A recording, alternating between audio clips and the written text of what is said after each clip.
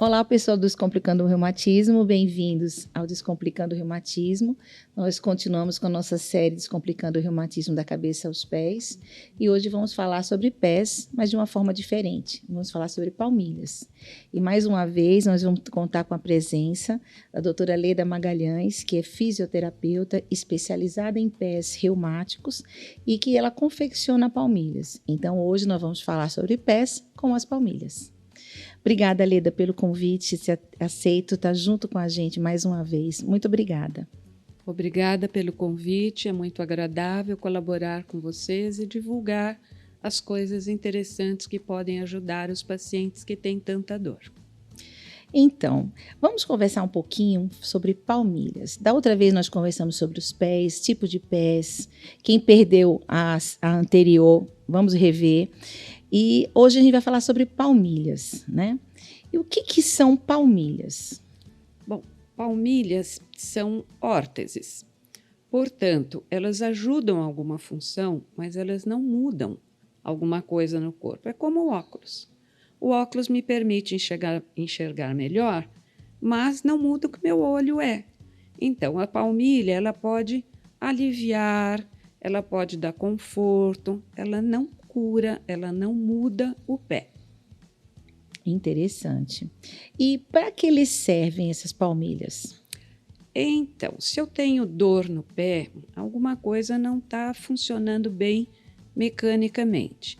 Com as palmilhas, eu posso ajudar que esse pé pise melhor e não sinta tanta dor. E dá mais conforto, permite as pessoas andarem, porque se a gente não andar, vai ter problemas de saúde. Então, e para quem é que precisa de usar palmilhas? Todo mundo precisa usar palmilha? Quem é que precisa de palmilha? Vamos dizer o seguinte, pode precisar palmilhas desde crianças não tão pequenas até idosos, porque em cada fase da vida eu posso ter alguns pequenos problemas que a palmilha poderia ajudar. Como eu já falei na outra série, até 3 anos a gente não olha o pé da criança. O pé gordinho, não dá para ver nada. A partir desta idade, se eu ver que a criança tem um pé realmente muito plano, com a palmilha eu posso permitir que esse pé cresça modelando os seus ossos, modele os ossos do joelho, os ossos do quadril, a postura toda melhor. A pessoa vai continuar com o pé plano, se ela tirar a palmilha o pé desce, mas ela vai poder se desenvolver melhor. Já num adulto, se ele tem concentração de cargas num ponto, se é um idoso que tem um afinamento do coxim gorduroso do pé, a palmilha pode dar conforto, pode distribuir melhor essas cargas e permitir uma função de locomoção melhor. Muito bem, Leda. E o que a gente precisa observar nas pessoas para que a gente possa prescrever uma palmilha? Qualquer um? Tem algumas coisas importantes. Se a pessoa está mancando, tem que ver o que está acontecendo. Se a pessoa se queixa de alguma coisa no pé, vamos ver. É importante que passe pelo médico, que o médico veja se não tem algo mais diferente. Se é uma coisa só mecânica, então vem para a gente. E aí nós vamos observar diversas coisas. Por exemplo, tem um pé plano, tem calo no pé, a movimentação do pé está normal, isso é muito importante, especialmente o levantar o pé para cima, isto faz uma diferença enorme e é o que mais os idosos perdem. Se existe o famoso joanete, que é o hálux valgo, se existe qualquer desvio da parte de trás do pé, então a gente vai examinar muitas coisas, e não é só o pé. Eu quero ver o joelho, eu quero ver o quadril, eu quero ver a pessoa sentada, eu quero ver a pessoa deitada, eu quero ver a pessoa andando. Então não é só olhar o pé, a queixa e tem uma receita pronta. Eu preciso ver qual é a biomecânica desta pessoa.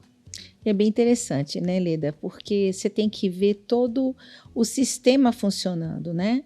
A gente vê a importância do pé, o joelho e o quadril, né? Para a gente ter uma marcha vamos dizer assim, anatomicamente melhor, que você gaste menos energia, né? Procurando gastar menos energia e não sobrecarregar outras partes do corpo, né? Que a gente sabe que o pé, ele tem essa postura, né? De poder mudar um pouco tanto o joelho quanto o quadril, né? A correção.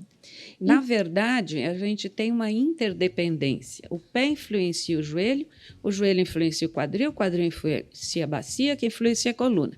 E eu posso ter o contrário. Por exemplo, quando eu tenho pacientes com espondilite anquilosante, quando eles ficam com retificação da coluna, esta bacia ela vai mudar o quadril, que vai mudar o joelho, que vai mudar o pé. Então, pode ser ascendente do pé para o corpo, porque o pé é a base, e pode ser descendente, no sentido de que uma postura ruim vai influenciar o pé. Muito bem lembrado, essa sequência daí.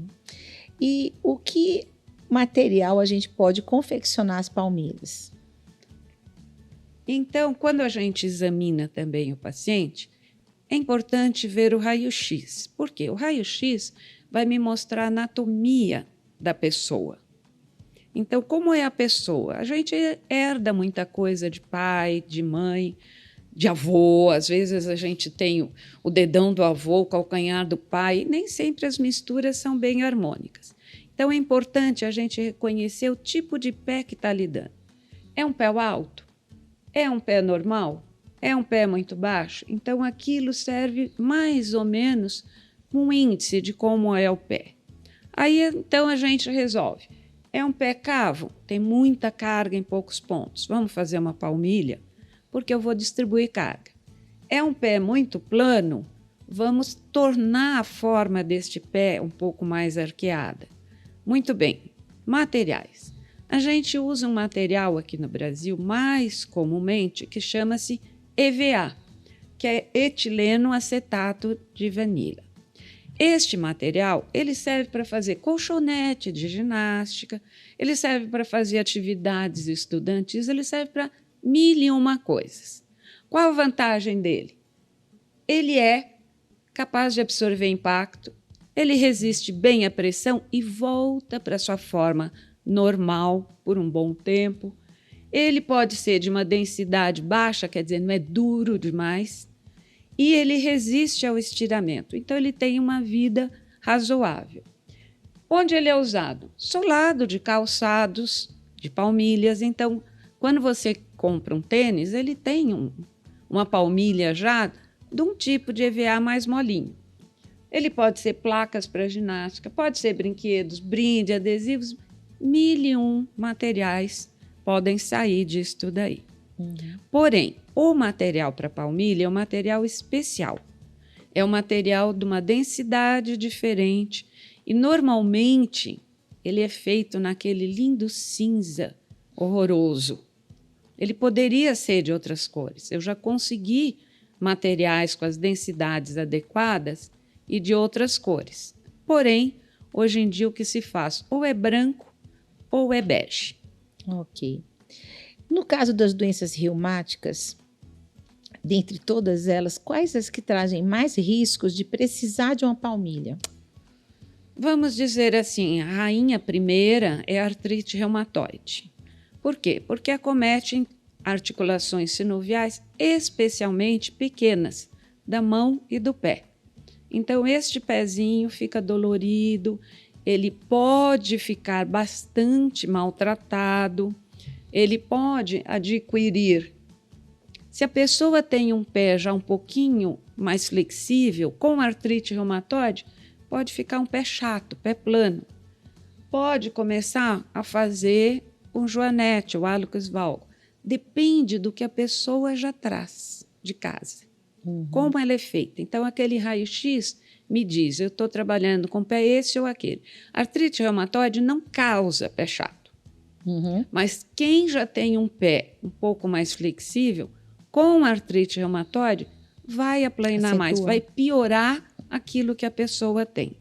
Então, eu preciso identificar que tipo de pé esta pessoa tem. Artrite reumatoide. Outra muito comum é a osteoartrite. Por quê? Não necessariamente o pé, mas o joelho. O joelho doloroso obriga a pessoa a mudar o jeito dos pés. E com uma palmilha, eu posso melhorar um pouquinho a carga naquele joelho e dar um pouco mais de conforto para a pessoa. Depois, pessoal do lúpus que tem acometimento articular também pode precisar. Gota, curiosamente, embora provoque muita dor no pé, raramente eu precisei usar palmilha. Então, eu acho que é a artrite, a osteoartrite e a espondilite, sendo que o lúpus funciona um pouquinho como a artrite reumatoide. Talvez uma psoriásica também, né? Olha, a psoriásica eu acho que não Caso tem sido tornozelo. tão... Veja, tornozelo não é uma boa solução com palmilha. Tornozelo é ruim com palmilha. Palmilha não vai dar alívio para tornozelo. Quando é tornozelo, é difícil. Seriam mais as artrites de pequenos dedos mesmo. As sinovites, tudo. Isso. E aí, como é que tratar a pessoa com artrite reumatoide, já que é aqui mais a gente vê um pé mais deformado, um pé mais caidinho? Quais são as preocupações com este pé? Então, o ideal seria que esse paciente, assim que tivesse o diagnóstico, fosse mandado para uma avaliação. Vamos ver como essa pessoa, se ela já tem um pé mais chato, vamos pôr uma palmilha para poupar este pé na hora que ele tem a sinovite. Se o pé é um pé razoavelmente normal, vamos esperar para ver. Eu não preciso sair correndo. Mas ter uma noção de como é essa pessoa antes que a doença modifique muito. Então, eu vou ver um pé mais cavo. Está havendo uma necessidade de mais exercício para esse tornozelo, para esses dedos? Vamos fazer exercício antes da palmilha. Então, é uma avaliação assim, como é que vai ser esta pessoa? Depois que já aconteceu, deformidade é algo que não volta atrás. Então, depois que a gente tem a deformidade, é muito ruim tratar. Então, assim, não deixa ficar ruim antes de pedir para palmilhar. Lembrando que as cirurgias tentam corrigir, mas mesmo assim ainda é sofrido, né? As cirurgias de pé são difíceis, a recuperação é muito lenta, são pessoas que vão ficar 3 meses, às vezes, sem pôr o pé no chão. Imagine o osso delas como fica, imagine como a capacidade aeróbia fica, imagine a força como fica. Então, pode ganhar assim, peso. É muito complicado você ter uma cirurgia no pé. Sem contar que cirurgia no pé tem muito risco de ter deiscência, de a sutura não fechar, do pino não ficar firme, ter que ser retirado. Então, se a gente puder adiar essa cirurgia quanto possível, seria bom.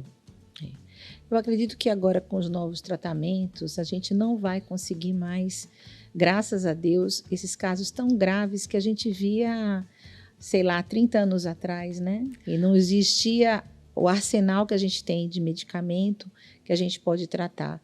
Então, tendo esse cuidado de manter a doença ela em remissão, que a gente fala, né? Ou pelo menos em baixa atividade, para você poupar esse pé, essa mão, o ombro. Então, é muito importante que o paciente tenha consciência que ele precisa ter o controle da doença. Parte daí também, né? É muito importante. Inclusive, nós na fisioterapia, a gente está tratando um paciente, ele tem atividade da doença, a gente manda imediatamente de volta para o médico, não fica esperando. E para que ele vá para a fisioterapia, ele tem que estar com a doença controlada, porque fazer exercício com uma articulação muito inflamada não dá. Consegue. Mas essa idade dos biológicos foi maravilhosa. Os pacientes estão outra coisa, a gente não vê mais as deformidades terríveis que a gente vinha. Realmente foi um passo enorme da medicina ter os biológicos e essas medicações que tem agora. Tornou a vida das pessoas muito mais produtiva. E praticamente levando uma vida praticamente normal, né? Praticamente normal. E E falando sobre a osteoartrite, né? Você comentou um pouquinho do joelho. A palmilha poderia ajudar em que tipos de joelhos? Como é que era? Então, nós temos, eventualmente, pessoas que podem ter um problema no pé, é um pé extremamente plano, que vai impactar nesse joelho. Porém, se eu tiver um joelho de uma pessoa que já, na sua formação, é um joelho mais valgo, que é o que faz em X, esta pessoa ela vai ter uma distribuição de carga no joelho assimétrica, em que vai impactar mais um lado do joelho do que o outro. E isto pode levar a uma acentuação do problema. Com a palmilha, eu consigo jogar essa carga um pouco mais para lá, um pouco mais para cá, permitindo uma distribuição mais uniforme da carga nesse joelho e poupando um pouquinho. Agora, vamos dizer que a pessoa já tem um problema de um pé muito plano. Isto daqui vai criar no joelho um problema, porque este pé plano vai levar o joelho a carregar peso também só de um lado. Então, pode ser do pé para o joelho e pode ser do joelho para o pé. E eu já vi pessoas que o pé e o joelho não tinham nada a ver. E eu dizia, gente, mas esse joelho está diferente daquele pé. Ele falou, não, meu joelho é igual ao do meu pai, mas o meu pé é igual ao da minha mãe. Eu acho que os dois não concordavam muito em casa, porque aquilo lá ficou difícil. Ficou difícil, ok. E vamos falar um pouquinho sobre os famosos esporões. Talvez o público conhece um pouquinho mais dos esporões, né? O esporão, geralmente a gente pensa como reumatologista um pouco nas espondilites, né? A gente viu até na outra aula que a gente viu um esporão. Veja, o esporão, muita gente já viu palmilhas que tem buraquinho no meio do calcanhar para acomodar o esporão. O esporão não é algo que desce do calcanhar para baixo. Ele vai do calcanhar para frente. Ele é um espinho que vai para frente. Por quê? Porque o pé ele é uma estrutura óssea em V, invertido, e fechado por um tecido fibroso. Esse tecido fibroso, sendo muito retesado, vezes sem conta, vai criando uma reação de ossificação. Então, esse esporão é aqui. Eu tenho que mexer com o pé todo para conseguir poupar. Eu preciso impedir que esse tecido fibroso seja muito solicitado. Então, eu tenho que conhecer que tipo de pé essa pessoa tem. Ela pode fazer esporão no pé plano? Pode. Ela pode fazer no pé cavo? Pode. Os dois extremos fazem esporão. O pé normal raramente faz, a menos que a pessoa aumentou muito de peso e ela trabalha como segurança e fica em pé o dia inteiro. Isso é um fator de risco. Se ele não usar o sapato mais acolchoado, macio, mais fofinho, mais confortável, ele pode, ao longo do tempo, ir desenvolvendo. Porém, o pé cavo mais extremo e o pé plano mais extremo são aqueles que fazem mais esporão. Para melhorar, eu tenho que saber que tipo de pé eu estou trabalhando. Se pé plano eu trabalho de um jeito, pé cavo eu trabalho de outro. Não tem uma receita. Eu preciso ver o pé, o joelho, o quadril, como a pessoa anda, que peso tem e tudo mais. Lembrando que nem todo esporão é espondilite, né? É um dado que a gente acrescenta com outras queixas e a gente vai fechando o diagnóstico, né? E é necessário um sapato ortopédico? Tem pessoas que às vezes têm um pé muito deformado, né? Que às vezes vai procurar um sapato e não encontra um sapato que acomode realmente aquele pé. Às vezes é um pé só, o outro é praticamente normal, mas o outro não cabe nenhum sapato. Então, como é que a gente faz com esse pé? A gente tem um sapato ortopédico? Então veja, nós temos algumas questões para os sapatos. Por exemplo, quando eu tenho o famoso joanete, o hálux valgo, o pé fica muito largo. Muitas vezes faz este calinho dorsal. Isto para acomodar em sapato comum é dificílimo. Aí eles dizem assim, tem que comprar um sapato ortopédico. As pessoas choram, especialmente as mulheres, porque ele é bonito. Ele é muito bonito. Ele realmente não acomoda bem. Aí, vamos dizer que eu tenha um pé cavo. O pé cavo aqui é uma folha de vidro e embaixo tem um espelho. Então, aqui é um pé muito escavado, que é o contrário do pé plano. Ele também traz alguns problemas, tá? Eu já tenho que pensar diferente. Ele também pode fazer os dedinhos fazendo calo. Isso também, num sapato comum, ele não vai se acomodar porque ele é um pé alto. É um pé que não acomoda, ele prende em cima, a pessoa se sente mal. Eu preciso ver também se a pessoa, por exemplo, está com o joelho que não estica bem, um flexo de joelho. Isso muda tudo. Eu vou trazer todo o meu peso mais para frente do meu pé. Este pé vai alargar, não vai caber no sapato. Então, assim, sapato e pé é um problema. Os sapatos são feitos para serem bonitos, não para vestir os pés que eles deveriam vestir.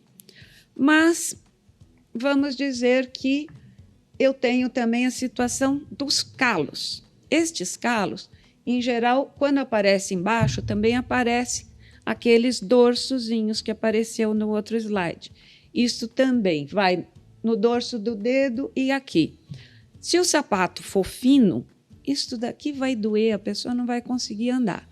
Então, realmente, precisa ter alguns tipos de sapato. E foi curioso que eu abri para ver como anda a ala de sapatos ortopédicos e fui muito bem surpreendida, porque antes a gente tinha isto. Isto daqui é lindo, não é? Botar uma saia com um sapatinho desse é tudo que eu queria na vida. Aí apareceram como aquele branco. Também assim não é uma Brastemp. Mas já apareceu este algum tempo atrás. Isto por cima é pano, é macio. Por baixo, isto é borracha, é macio. E vejam quanta coisa linda. Sapatos largos, bonitinhos. Aí eu me animei e comprei um pretinho desse para mim. Eu achei tão lindo que eu não resisti. Vejam, é uma coisa agradável de usar. Isto dá para usar com vestido. Isto não compromete por demais. Não precisa mais pensar em sapato ortopédico como isso. Vejam, se for uma pessoa com neuropatia diabética, são outros 500. Eu estou falando das pessoas com doenças reumáticas que têm uma sensibilidade normal no pé. Isso tem que ficar claro. Quando a pessoa tem diabetes, é outro departamento e tem que ter outros cuidados bem típicos para não abrir ferida naquele pé. Exato. A gente lembrar. Agora, mesmo às vezes a gente encontra paciente com artrite reumatoide que também é diabético. Exato. Então, às vezes, não é só artrite reumatoide. E aí os cuidados são redobrados. O paciente vai ter que ter muito mais atenção no pé. E tem que haver uma avaliação regular deste pé, porque pode ter muita gente que tem diabetes e tem boa sensibilidade no pé. Não é obrigatório ter diabetes e ter neuropatia, mas precisa ser conferido. E também a neuropatia implica numa diminuição do movimento do pé. O tornozelo também fica mais rígido, então tem que ser cuidado, tem que ser mantido exercícios para manter este tornozelo com boa função, senão o pé pode ser impactado. Então, mais cuidados aí. Só lembrando que a neuropatia diabética, ela vai ter uma alteração nas fibras nervosas que levam, é uma doença neurológica, ela leva a uma destruição daqueles nervos, a informação não passa, então a pessoa perde a sensibilidade, ela pode perder a sensação de tato, daí mais facilidade de ter calosidade, de ter ferimentos no pé que ele não está percebendo, e é por isso que quem tem diabetes precisa realmente ter cuidado com os pés. Né? É curioso porque o diabetes ele impacta mais na inervação sensitiva. A inervação motora se mantém, mas como a pessoa não sente o pé, ela não lembra que tem que mexer. Então, precisa haver uma atitude proativa de manter o movimento daquele pé. Porque na medida que eu não consigo levantar a ponta do pé, o meu pé vai ficando mais esticado, que a gente chama um pé em equino, e eu vou fazer muito mais pressão na frente do pé. E é interessante que quando tem a neuropatia diabética, O lugar que faz úlcera primeiro é ou debaixo do primeiro dedo, o dedão, ou logo atrás, que é a zona de maior impacto e pressão.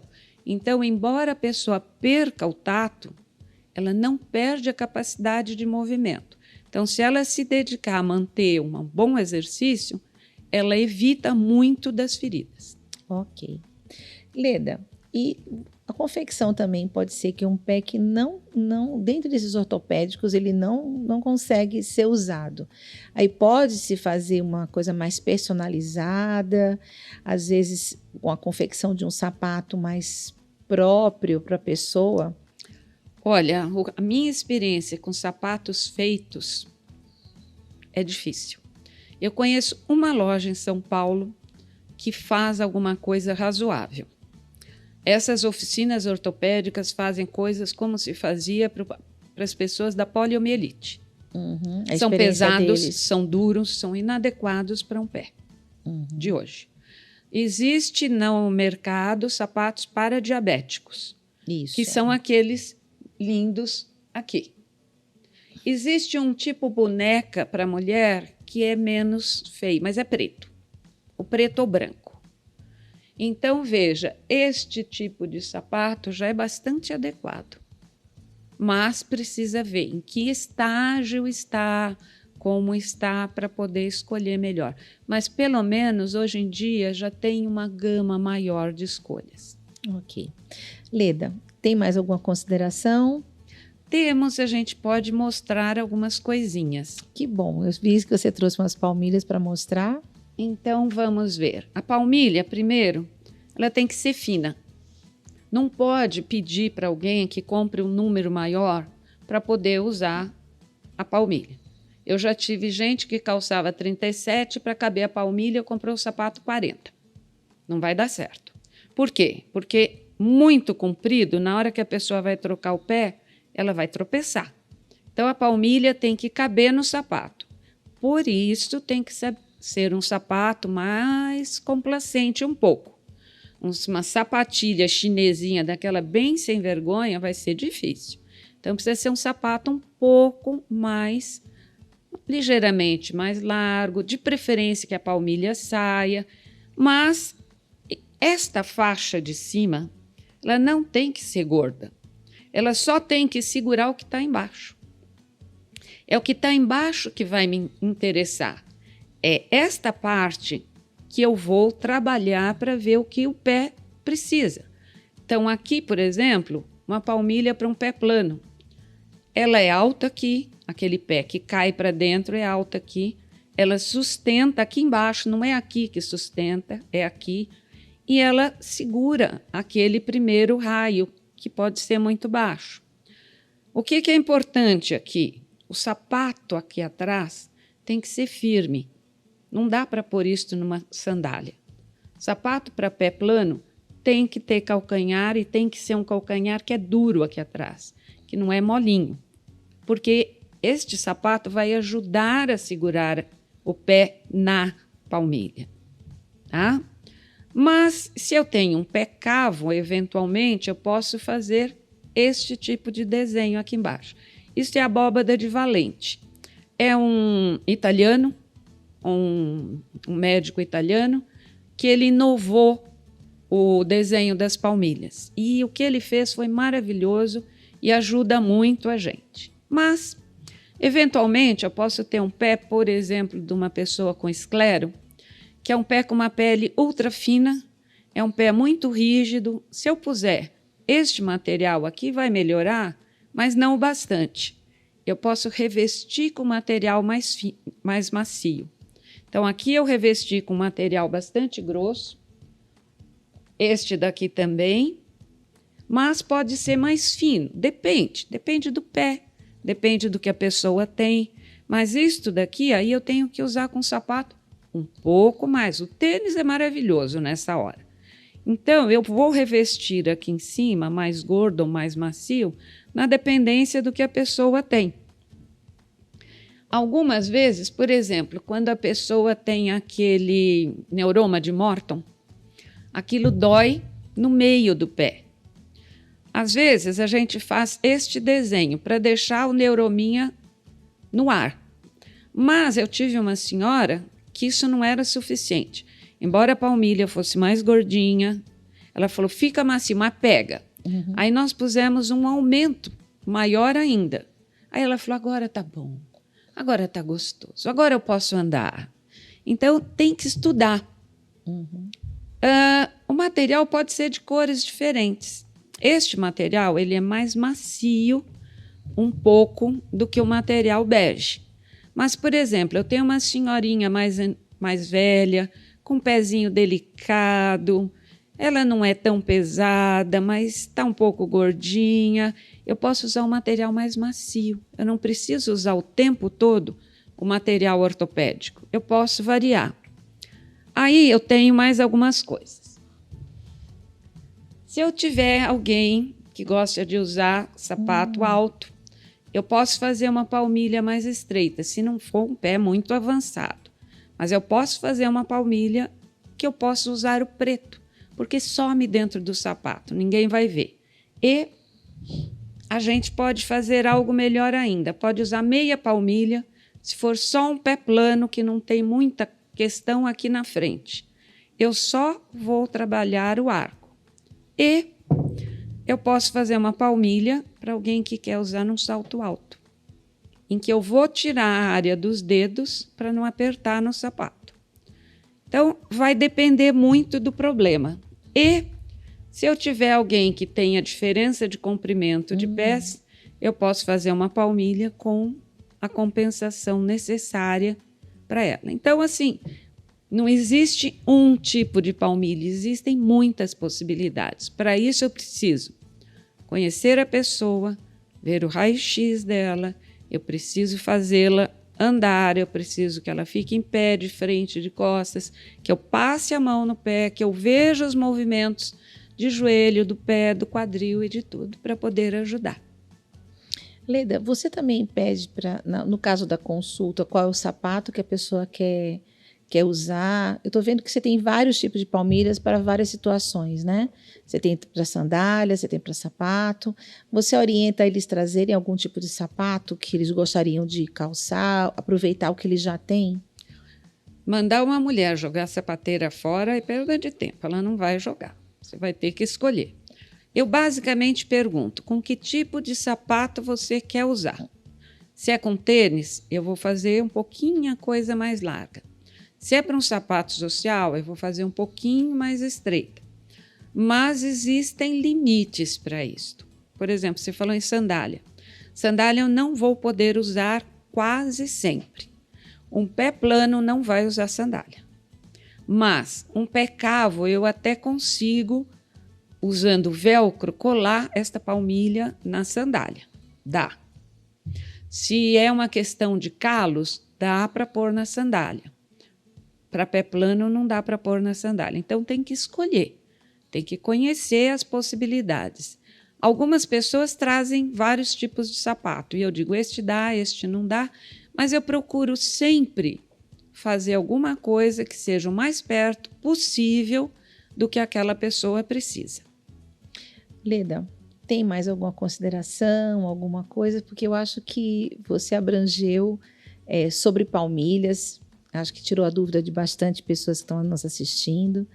E eu gostaria só que deixasse suas considerações, porque a gente tem um privilégio de tê-la aqui no Descomplicando, uma pessoa com a experiência vasta que você tem, uma pessoa maravilhosa, uma pessoa bastante sensível e sabe, uma profissional excelente. E eu acho que esse olhar que a gente vai ter hoje, eu acho que sobre o pé, né, que eu justamente chamar a atenção do cuidado para o pé, eu acho que a gente fez um trabalho muito legal, Leda, e eu agradeço muito a sua colaboração, a sua disposição de vir aqui conosco para gravar, para passar os seus conhecimentos, né? É difícil você ter um profissional com toda essa sabedoria que você tem, com toda essa gama de experiências e essa sensibilidade que você tem. Eu agradeço muito a sua participação e deixo só os últimos comentários para você. Então, vamos dizer o seguinte. Se você tem um calo na sola do pé, não adianta arrancá-lo inteirinho.